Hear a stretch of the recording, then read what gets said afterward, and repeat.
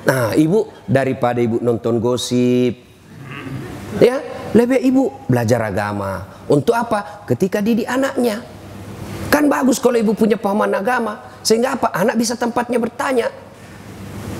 Anak nanya, Bu, kenapa itu tahun lahirnya Nabi disebut tahun gajah? Dia bilang ibunya, karena bukan tahun kambing goblok. Karena dia juga beleng-beleng. Tapi kalau ibunya tahu, dia bisa jelaskan.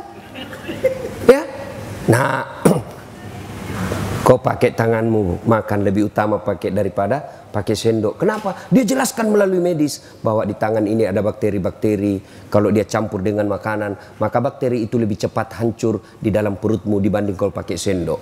Oh, anak tahu. Oh, pantas sunnahnya begini.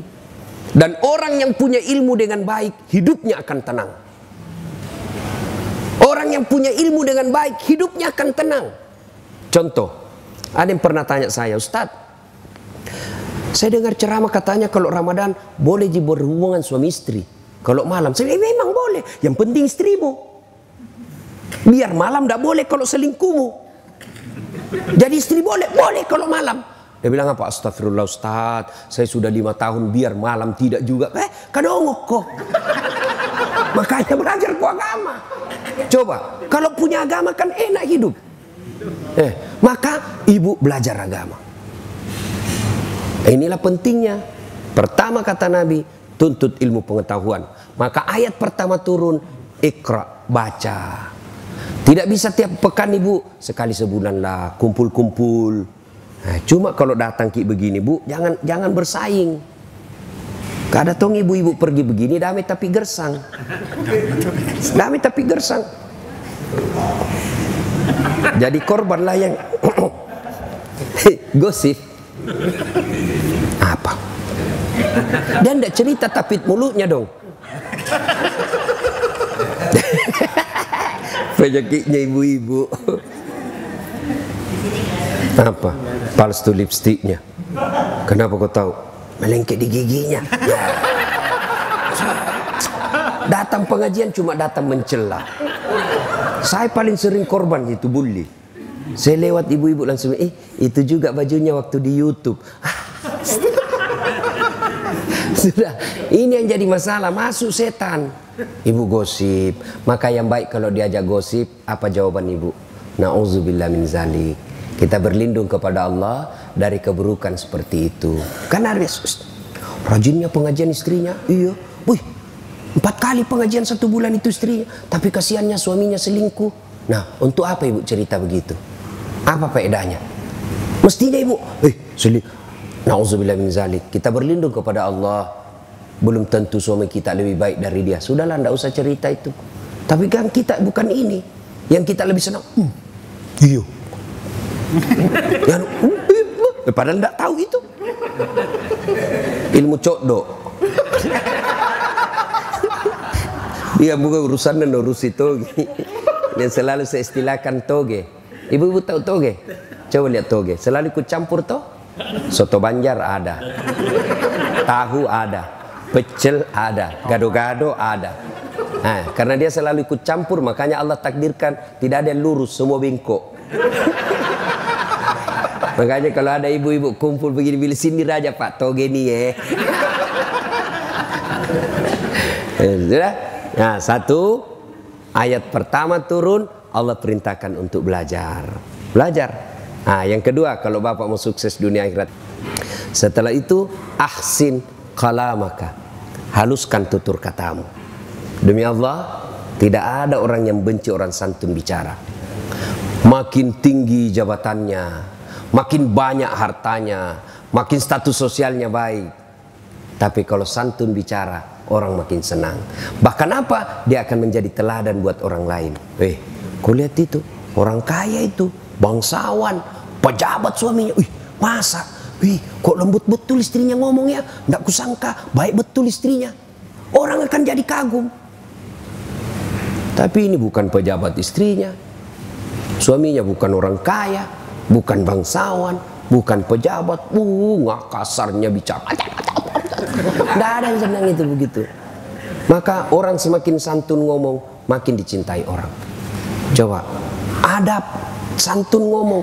Maka saya tidak masuk akal saya, Pak, kalau ada penceramah, pengkhotbah memaki-maki. Sebab tidak ada dalam Nabi contohkan itu. Tidak ada Nabi mencontohkan memaki-maki orang. Orang datang kepada Nabi dalam keadaan jengkel pun pulang masuk Islam. Memaki-maki Nabi pulang masuk Islam. Coba lihat itu. Jadi Bapak Ibu, kalau mau sukses dunia dan akhirat, haluskan tutur katamu. Kata orang Bugis, pakai sing ampe-ampemu. Baguskan, Pak. Makin santun kita bicara, makin orang senang. Kalau ada orang senang nanti kalau dipuji, pujilah dia. Kalau nanti dia senang kalau dipanggil dipuji, puji. Bapak juga tidak rugi. Kenapa? Menyenangkan hati orang itu bahagia, ibadah. Kalau dia senang kalau dipanggil bos, panggil bos biar dia senang. Tidak apa-apa, membahagiakan orang itu ibadah. Maka saya juga rasakan itu. Kalau saya baru ketemu orang langsung, Ustadz, tambah mudah Kiku lihat. Saya tahu dia bohong sama saya. Tapi tidak apa-apa, saya senang juga. Saya bilang, saya tahu kau bohong, teruskan aja. Tidak apa-apa, saya senang juga itu. Dan tidak apa-apa, menyenangkan hati orang. Tutur kata yang lembut, insya Allah membuat kita bahagia dunia akhirat.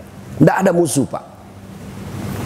Ada tokoh yang merasa dirinya tokoh di Indonesia ini. Sumber kegaduhan, kenapa? Mulut tidak bisa dikontrol. Biar Bapak hebat, kalau mulut tidak suka dikontrol, tidak bisa, orang tidak senang. Kenapa? Bukan budaya orang Indonesia itu memaki-maki. Kalau Anda bilang demokrasi, iya demokrasi. Tapi dalam hidup sosial ada namanya fenomena, masalah. Idealnya memang mau dikatain apa saja, tidak ada masalah. Tapi budaya kita tidak bisa menerima itu. Maka orang yang baik, santunlah berbicara. Tidak ada musuh, Pak, kalau Bapak bicaranya santun. Tegas terhadap hukum, tidak mesti kasar. Saya dosen, Pak. Saya terapkan hukum dari mahasiswa saya, tidak harus kasar. Adik-adik, ini hari masuk perjanjian kita jam 8.30. Setuju? Setuju. Jam 8.45 tidak boleh lagi ada yang masuk. Tolerirnya 15 menit. Siapa yang terlambat 4.46 tidak boleh masuk. Setuju? Setuju. Pekan depan masuk. Assalamualaikum Ustaz. Salam Dek. Boleh masuk Ustaz? Jam berapa mi Dek? Hampir jam 10 Ustaz, kurang 2 menit. Jam berapa perjanjian? Jam 8.45 Ustaz. Berapa mi sekarang? Hampir jam 9 Ustaz, kurang 2. Berarti dah boleh masuk Ustaz. Ya, minggu depan pi masuk Dek. Tunggu mak di luar kalau mau cerita. Keluar enggak sakit hati. Tapi coba kalau baru masuk, terlambat lagi dongo ini. Keluar kok. Keluar nak kasih kempes bawa motor tak, Pak. Makanya tutur kata yang lembut. Coba kalau orang Sulawesi dikasari, dia tikam kita, Pak. Kasih Bapak kasih duit pakai kaki. Ini duit 5 juta, ambil kok. Biar saya miskin, jangan kau hina saya. Ku tobok kok. Tapi kalau lembut, Pak, tidak ada orang tidak senang orang bicara lembut. Maka itu wasiat agama, wasiat Nabi. Kalian mau sukses, ahsin kalamaka, haluskan tutur katamu. Yang ketiga, kalau kalian mau sukses, as-sadaqatu, bersedekahlah. Demi Allah, Bu-ibu, tidak ada orang bangkrut gara-gara sedekah. Tolong carikan ibu, sahabatnya ibu yang dermawan bangkrut. Tak ada. Yang bangkrut gara-gara apa? Pelit. Kenapa? Banyak doakan orang sial. Coba kalau ibu dermawan, sudah meninggal pun orang doakan. Sudah kita ziarah kubur, lewat kuburnya ibu, baik sekali ibu ini waktu hidup. Bayangkan itu semua masjid dia yang tanggung tegelnya. Itu masjid kau tempati sholat itu. Ini ibu yang belikan. Bacakan Fatihah. Padahal sudah 5 tahun meninggal, orang masih mengenangnya. Bapak ada tahu namanya Masjid Sudirman di Makassar, sampingnya Bang Sulsel. Coba itu kalau Bapak di situ sholat Jumat, ada 3 orang yang selalu didoakan setiap Jumat. Mari kita kirimkan suratul Fatihah. Jamaahnya sekitar 2000 orang itu di masjid. Suratul Fatihah kepada siapa? Andi Oni Tandri Gappa. Yang kedua, Andi Odang. Kenapa? Beliau yang membangun masjid itu berdua, sehingga tiap Jumat orang doakan, padahal sudah bertahun-tahun meninggal. Kenapa? Dermawan. Tapi kalau ibu pelit, jangankan mati, lewat masih hidup ibu didoakan sial. Benar Pak. Lewat mobil kita apa dibilang, mudah-mudahan tabrakan. Pelit betul. Tidak pernah juga kita dikasih naik mobilnya. Lewat mobilnya cuma di klakson saja. Saya kira dikasih mau naik kasih kita, ternyata cuma di klakson. Didoakan orang sial. Coba ibu-ibu mau terhindar suami dari maksiat, ibu tidak usah jaga handphone. Semakin ibu awasi handphonenya, semakin cerdas suami. Antisipasi. Berapa ilmunya ibu dibanding ilmunya bapak? Coba. Bagaimana kita tidak bohong? Ibu selalu periksa HP. Terpaksalah bohong supaya ibu senang. Ya kan? Gantilah nama. Istri saya, ada teman saya suka menelpon. Saya mau blokir, tidak enak. Saya mau terima. Perasaannya mamanya cek di rumah. Terpaksa aku tulis di situ, penjual batu bata. Begitu saya duduk-duduk santai, mamanya cek, mama, Ustaz, penjual batu bata. Mama mati. Weh, jangan panggil, jangan angkat sayang. Itu tagihan, ada tagihan belum dibayar. Aman saya. Tidak pernah lagi ditanya-tanya. Satu ketika saya bikin teh. Kenapa ini terlalu asin? Nah, tulisannya garam, toplesnya isinya gula. Saya tanya istriku, kenapa kau tulis garam nah isinya gula? Gula, kau tulis gula isinya garam. Dia bilang, HP tak juga, lain kita tulis lain isinya.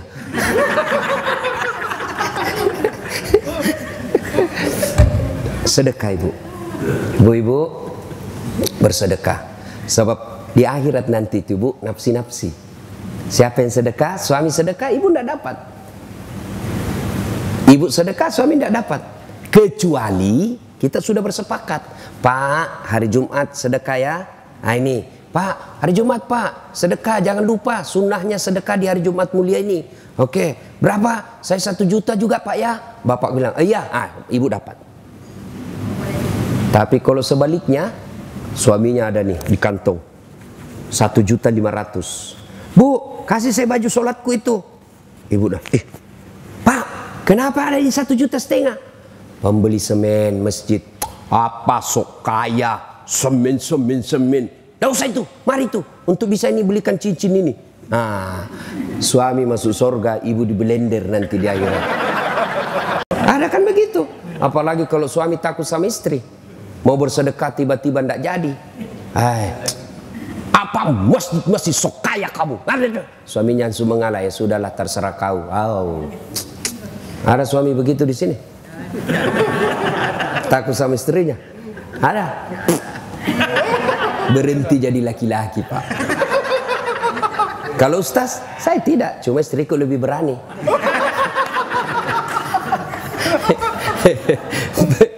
Saya ketemu sama orang Medan. Orang Medan kan keras juga suaranya Pak. Kita orang Sulawesi juga keras suara.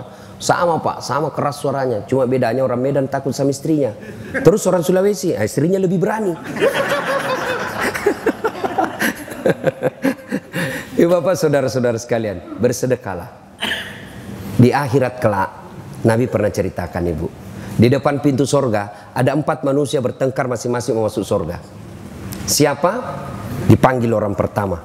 Kata malaikat, maju. Kenapa kau mau masuk nomor 1 ke dalam sorga? Ya malaikat, saya waktu hidup saya haji mabrur. Katanya haji mabrur nomor 1 masuk sorga. Katanya sih. Siapa kasih tahu kau? Ustadz. Wah, kalau begitu kau tidak boleh dahului ustadzmu. Dosa kau. Mundur orang kaya. Panggil orang kedua. Kamu, kenapa masuk nomor 1? Jibril, saya dulu mati syahid membela agama Allah. Katanya orang mati syahid nomor 1 masuk surga. Katanya. Siapa kasih tahu kau? Ustadz. Sama. Tidak boleh kau dahului ustadzmu. Dosa kau. Mundur. Panggil orang ketiga. Kau. Saya dulu kaya, rumahku besar di Cipete 1 nomor 88. Saya bikin pengajian, undang Ustadz Dasat. Katanya orang kaya yang pemurah nomor 1 masuk surga. Katanya. Siapa kasih tahu kau? Ustadz. Mundur. Tidak boleh kau dahului ustadzmu. Panggil orang keempat. Kamu, kenapa masuk nomor 1? Saya lah Ustadz yang dicerita ini tadi 3. Oh kau? Saya lah Dasat Latif. Kau sudah. Saya yang kasih tahu mereka ini. Wah kalau gitu kau masuk surga. Masuklah surga ini Ustadz. Tinggal beberapa langkah masuk surga, tiba-tiba dia berkata, wahai malaikat, betul saya dakwai mereka, betul saya memberitahu mereka, saya bisa jadi Ustadz karena ada orang kaya kasih saya duit beli buku. Saya jadi Ustadz karena ada orang kaya bangun masjid tempat saya dakwah. Saya jadi Ustadz karena ada orang kaya bangun sekolah tempat saya nuntut ilmu. Nih saya jadi Ustadz, jasa-jasanya nih orang kaya nih. Saya malu mendahului dia. Dia banyak betul partisipasinya dalam hidup saya. Ya Jibril, sampaikan kepada Allah, saya tidak mau mendahului orang kaya yang pemurah ini. Akhirnya Allah hadiahkan kalian orang kaya yang pemurah, nomor 1 dulu masuk ke dalam surga. Orang kaya yang pemurah. Tapi orang kaya yang pelit, nomor 1 juga. Kemana? Ke neraka. Terserah ibu-ibu mau pilih jalur mana. Ibu-ibu yang sudah kaya, jangan lupa investasi untuk akhirat. Bawa itu berlianmu ke akhirat. Bawa itu jamrutmu ke akhirat. Jangan cuma pakai di dunia. Gimana caranya? Kirim sebelum ibu wafat. Enaknya itu kita jadi orang kaya, Bu. Ada nikmat yang orang lain tidak miliki sebagai orang kaya. Apa? Status sosial. Ibu coba pakai emas palsu. Tidak ada orang percaya bilang palsu. Coba pakai. Semua orang bilang asli. Palsu. Tidak mungkin. Masa orang kaya pakai palsu? Itu enaknya dia orang kaya. Tapi orang miskin biar dia pakai asli. Dari mana dia dapat itu? Itu enaknya jadi orang kaya. Maka saya seandainya kaya palsu aja aku pakai semua. Pak. Nah, maka yang baik. Nah, itu saya sudah sedikit lagi sini. Ada itu sawah di kampung. Sudahlah, kau jual itu, bikinkan masjid. Mudah-mudahan masjid itu menjadikan saya nanti di sorga, di akhirat penantian alam kubur, tenang hidupku. Pak, saya mau nanti tempat tidurku seperti di dunia ini, spring bed, ber-AC, enak di dalamnya. Saya mau, kirimlah spring bed ke panti asuhan. Saya mau terang kuburku nanti di akhirat. Kirim.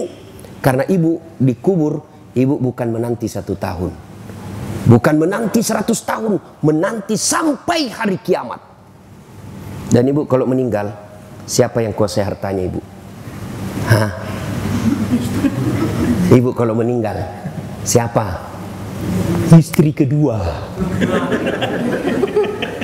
Maka waktu ibu meninggal, menangislah suami. Diambillah cincinnya. Sayangku, inilah pemberianku untuk kunikahi kau. Diambil lagi gelangnya. Sayangku, ini hadiah ulang tahun. Diambil semua. Sudah itu 3 bulan menikah.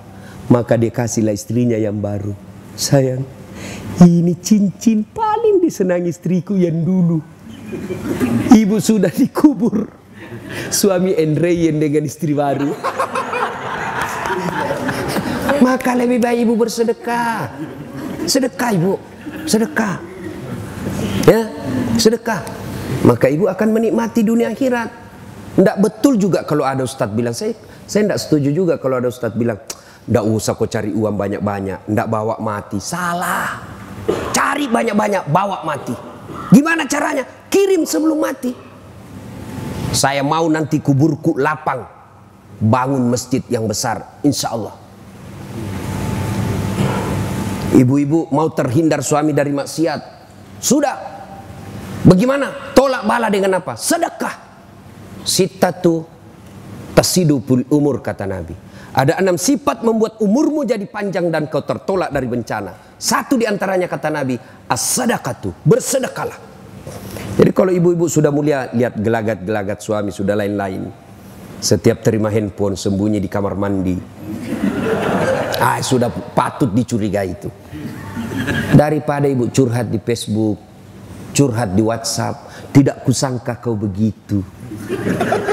Di mana di kau? Beleng-beleng. Apa mau curhat rahasia rumah tangga di medsos? Karena ada juga itu ibu-ibu begitu. Andai ku tahu kau begini, aku tidak akan menerimamu dulu. Apalagi tidak, aku sudah punya anak 2. Lebih curhat di hadapan Allah. Bangun ibu sholat tengah malam, ngadu dalam doa, minta. Doa itu bukan beli buku di toko Gramedia baru kita hafal. Bukan, berdoa itu bukan menghafal. Doa itu curhat. Bahasa Bugisnya doa sama peletu. Daripada ibu bahasa Arab bingung malaikat. Malaikat apa maksudnya ini ibu? Aduh, bingung lagi saya lihat ini ibu. Ibu lain di bibir, lain di hati. Menangislah dia berdoa. Iya, apa dia bilang ini ibu? Dia minta supaya suaminya setia, tapi doa yang dia baca doa minta hujan. Bingunglah malaikat. Maka ibu tidak harus bahasa Arab berdoanya. Ya, nah ibu namanya sholat hajat. Selesai sholat hajat, tumpahkan luapan hatimu kepada Allah. Ya Allah, Engkau tempatku beribadah, dan hanya Engkau tempatku memohon. Engkau melarangku curhat kepada manusia. Engkau melarangku meminta tolong kepada selain Engkau ya Allah. Maka aku datang memohon kepadamu ya Allah. Kurendahkan harapanku hanya kepadamu ya Allah. Iyyaka na'budu wa iyyaka nasta'in. Ya Allah, suamiku makin hari makin liar saya lihat ya Allah. Tidak mungkin saya bisa menjaganya 24 jam ya Allah. Tapi Engkau yang maha memelihara ya Allah. Ya Allah, ini ada duitku 1 juta. Besok saya bawa ke panti asuhan. Mudah-mudahan 1 juta ini suamiku terhindar dari wanita jahat. Bismillahirrahmanirrahim. Coba amalkan itu ibu. Coba amalkan. Cuma yang jadi masalah kalau suaminya juga bangun sholat tahajud. Dan dia sudah tahu juga rumusnya pak. Ngadulah kepada Allah. Ya Allah, capek sudah saya lihat istri saya ya Allah. Ngamuk aja kerjanya ya Allah. Tiap hari ngamuk aja kerjanya ya Allah. Kala-kala Satpol PP. Ya Allah, ini ada duit saya 1 juta ya Allah. Saya bawa besok ke panti asuhan. Mudah-mudahan 1 juta ini istriku ikhlas saya kawin lagi ya Allah. Bingung malaikat, yang mana dikabulkan doanya? Sedekah pak, sedekah. Bapak-bapak yang mulai sakit-sakitan, sedekahlah. Jangan andalkan dokter. Dokter itu hanya alternatif yang kesekian. Yang menyembuhkan manusia bukanlah dokter, tapi Allah. Bagaimana supaya Allah mengabulkan doa kita? Sedekahlah. Datang ke panti asuhan, kumpulkan, bawa, makasih langsung antara tangannya bapak dengan tangannya itu anak. Tidak usah pakai sopir, tidak usah bawa pembantu, tidak usah orang lain. Tangannya bapak dengan tangannya itu anak. Itu yang disebut memuliakan anak yatim. Lalu minta, nak doakan saya, rumah tanggaku bahagia, bisnisku sukses. Begitu anak yatim ini mengatakan amin, itu doa. Tidak harus dia salat. Begitu nak doakan saya ada masalah nak. Doakan saya supaya selesai masalah saya tahun ini. Begitu anak ini tulus mengatakan amin, menggetarkan arasnya Allah. Sedekah. Ibu-ibu ada masalah, sedekah. Makin ibu pelit, sudah sewajarnya dikeluarkan, tidak dikeluarkan, maka Allah tegur kita. Dipaksa keluar duit kita. Tiba-tiba apa? Ada masalah. Yang lama disembunyi ternyata dapat kasusnya oleh polisi. Habis hanya untuk atur damai, atur damai, atur damai. Dan tidak ada damai-damainya. Ganti Kapolres, atur damai lagi. Ganti lagi, atur damai lagi. Atur damai lagi. Habis hanya untuk atur damai yang tidak pernah damai-damai. Ya? Ya pak, tiba-tiba anak kita tanpa sepengetahuan kena narkoba. Itu Allah paksa. Tiba-tiba kena kita penyakit yang belum tahu apa dokter katakan. Tapi saya sakit dok, kok begini. Dokter periksa tidak ada penyakitnya. Itu Allah tegur, kau terlalu pelit. Sedekahlah. Akan bapak ibu sehat walafiat. Nah, yang keempat kata Nabi, kalau kalian mau sukses, silul arham, sambungkan persaudaraan, perbanyak temanmu. Keliru sekali orang di zaman sekarang ini memperbanyak musuh. Jangan memperbanyak musuh. Maka salah satu teknik dakwah saya pak, tidak mau menyerang orang, menyakiti orang. Karena dakwah ini harus kita rangkul orang. Ya, banyak teman, banyak rezeki. Saya selalu bilang begini pak, saya ini tidak banyak uangku, tapi temanku banyak. Temanku yang banyak uangnya. Ada Pak Ridwan, ada Haji Halim. Assalamualaikum Haji. Waalaikumsalam. Aman lagi saya ini. Ya Pak. Saya itu di Makassar Pak, hampir tidak pernah laku duit saya. Kemana-mana saya gratis. Makanya istri saya itu senang sekali kalau saya ke pasar. Ustadz aja ke pasar. Saya pergi pasar Poter ya. Assalamualaikum Ustadz. Dalam hatiku amal lagi keranjang. Dalam bawa telur. Berapa Ji? Nggak usah Ustadz. Nggak enak masih pagi-pagi Ji. Nggak usah Ustadz. Dalam hatiku memang itu kutunggu. Coba. Banyak teman, banyak rezeki. Yang kedua, banyak teman gampang selesai masalah. Banyak orang Pak tidak perlu keluar duitnya karena masalahnya Anda, karena pertemanan. Inilah yang bahasa modernnya koneksi. Siapa banyak koneksinya gampang selesai masalahnya. Saya pergi ke kantor Polres, pergantian SIM, perpanjangan SIM. Baru saya turun dari mobil, dilihat CCTV, keluar ke Polres. Assalamualaikum Ustadz. Waalaikumsalam. Siap komandan. Ada apa ini Ustadz? Perpanjangan SIM komandan. Tunggu Ustadz, panggil Kasat Lantas. Bantu itu Ustadz ya. Jangan lagi kau minta uangnya Ustadz. Berdosa uang Ustadz kau makan. Selesai masalah Pak. Itu banyak teman. Banyak gampang selesai masalah. Maka perbanyaklah teman Pak. Jangan mencari musuh. Silul arham. Wa'tasimu bihablillahi jami'an wa la tafarraqu. Berpegang teguhlah engkau kepada tali persaudaraan agama Allah. Dan janganlah engkau bercerai-berai. Apa yang membuat biasa kita bercerai-berai? Apa? Kesombongan. Jangan sombong. Kan saya senang betul tadi masuk di sini, saya lihat rumahnya. Langsung Pak Haji bilang, titipan Ustaz. Menyadari bahwa ini titipan. Harta itu Bu, simpan pada tempatnya. Jangan simpan di hati. Kalau Bapak simpan di hati, menderita itu.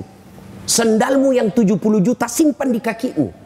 Apa haram? Tidak. Kalau ibu pakai supaya orang tidak hina ibu, boleh. Namanya muru'ah, kewajiban membela harga diri supaya orang tidak hina kita. Boleh. Lalu kapan dia sombong? Ketika ibu pandang enteng orang miskin. Ibu pakai sepatu harga 70 juta. Depan orang miskin dikasih gini terus kakinya. Orang miskin.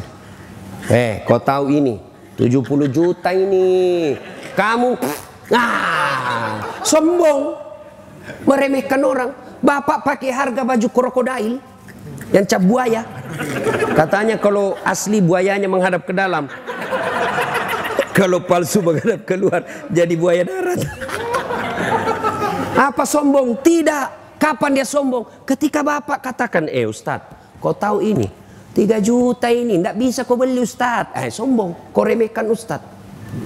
Tapi kau Ustadz 3 juta ini tidak bisa kau beli, karenanya saya kasih kau ambil ini. Tidak apa-apa.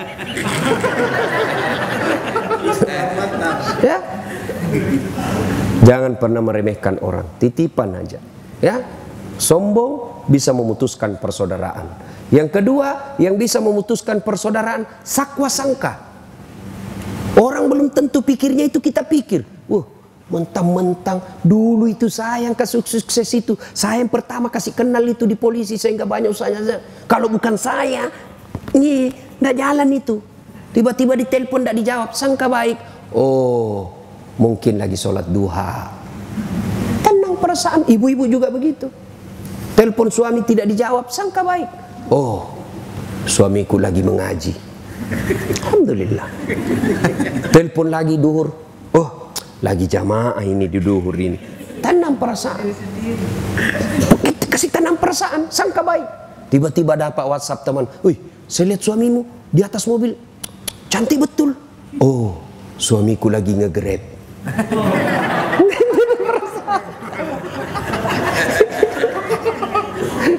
Sangka baik. Dan yang kelima, kalau kalian mau sukses dunia akhirat, wa minal laili fatahajjat bihi. Bangunlah sepertiga di akhir malam untuk sholat tahajud. Akhir malam ini jalur khusus. 5 waktu padat saluran, macet. Semua orang sholat. Jumat apalagi. Padat Pak. Sibuk-sibuknya jalur Pak. Macet jam kantor. Biar orang tukang judi datang juga itu hari Jumat. Pembohong datang juga Pak. Paling terlambat datang, paling cepat pulang. Khotbah orang dia tidur. Pas bangun, aliran apa ini masjid? Tidak ada khutbahnya. Bukan aliran apa, kau tidur dogo. Nah, tapi tengah malam, jam 2 dini hari, jam 3 dini hari, ketika orang lain tidur, ibu justru bangun mengadu kepada Allah, jalur khusus. Tatajafa junubuhum anil madaji yad'una rabbahum khaufaw wa tama'u wa mimma razaqnahum yunfikun. Orang yang ingin mendapat kasih sayang, cintaku, pertolonganku, sepertiga di hari malam mereka jauh dari tempat tidurnya karena mengharap kepadaku, memohon kepada saya. Amalkan 5 ini, insya Allah aman. Ibu bapak saudara-saudara sekalian, inilah tausiah kita, mudah-mudahan ada manfaat. Kita review kembali. 1. Tuntut ilmu pengetahuan. 2. Bersedekahlah. Yang ketiga, haluskan tutur kata. Yang keempat, silul arham, sambungkan persaudaraan. Dan yang kelima, wa minal laili fatahajjat bihi, bangunlah engkau sepertiga di hari malam untuk menunaikan ibadah salat lail. Apabila 5 hal ini kita lakukan, janji Allah, maqamam mahmuda, saya angkat derajatmu, derajat di dunia, derajat di akhirat. Apabila semua sudah terkabul apa yang Bapak mau, jangan lupa sujud syukur. Pak Haji, ya CC proyek, alhamdulillah. Langkah berikutnya sujud syukur. Tapi kalau Bapak ucapkan alhamdulillah, itu kasih jelas dan ikhlas. Kan biasa kita tidak jelas dan tidak ikhlas. Alhamdulillah. Apa artinya itu bos? Panasai. Ada kan biasa juga, coba lihat itu di masjid. Sama-sama subhanallah, sama-sama 33, sama-sama mulainya. Saya baru 11, dia sudah sampai. 9. Apa artinya itu? 9. Dula. Apa itu dula bos? Panasai. Ya, alhamdulillahirabbil alamin. Jadi ibu ketika bersyukur jelas itu ucapannya, alhamdulillahirabbil alamin. Sudah itu sujud syukur. Di mana sujudnya? Di kantor boleh, di atas mobil boleh. Kalau ibu bawa lapang mobilnya tidak muat, sudah langsung saja dashboardnya. Ya Allah, terima sujud hamba ini sebagai syukur hamba kepadamu atas nikmat yang baru saja ku dengar. Dan kalau ibu pandai bersyukur, ibu semua sudah hafal ayatnya. Saya akan tambah nikmatku. Allah tambah nikmat. Tapi kalau tidak, inna adzabi lazadid, maka saya siksa kau atas nikmat yang saya kasih. Apa siksanya? Duitnya banyak, 7 miliar duitnya, tapi dilarang makan nasi. Apa Pak dilarang makan nasi? Apa enaknya? Saya diundang pergi ceramah di Milan, fit saja dikasih. Saya bilang, makanan apa aku kasih saya ini? Mie-nya juga tidak jelas apa. Mie-nya ini kayak, saya bilang, saya perut bugis bos, carikan saya nasi. Tidak goyang perutku kalau tidak aku kasih saya nasi. Tidak bisa saya ceramah kalau tidak kasih ketemu saya nasi. Baru 2 hari sudah sengsara. Dilarang makan nasi, dilarang makan garam, dilarang makan gula, dilarang makan daging, dilarang makan yang pedas. Apa aja bisa dia makan? Ubi jalar yang warna ungu. Apa ndak setengah mati? Dia ke dokter, apa kata dokter? Pak, Bapak ini selama aktif tidak pernah kena matahari. Mulai besok Bapak kalau bisa dari jam 9 sampai jam 11 Bapak jalanlah seputar komplek. Jangan pakai baju Pak ya, supaya kena semua sinar matahari baju. Jangan pakai celana panjang, celana pendek makin bagus Pak ya.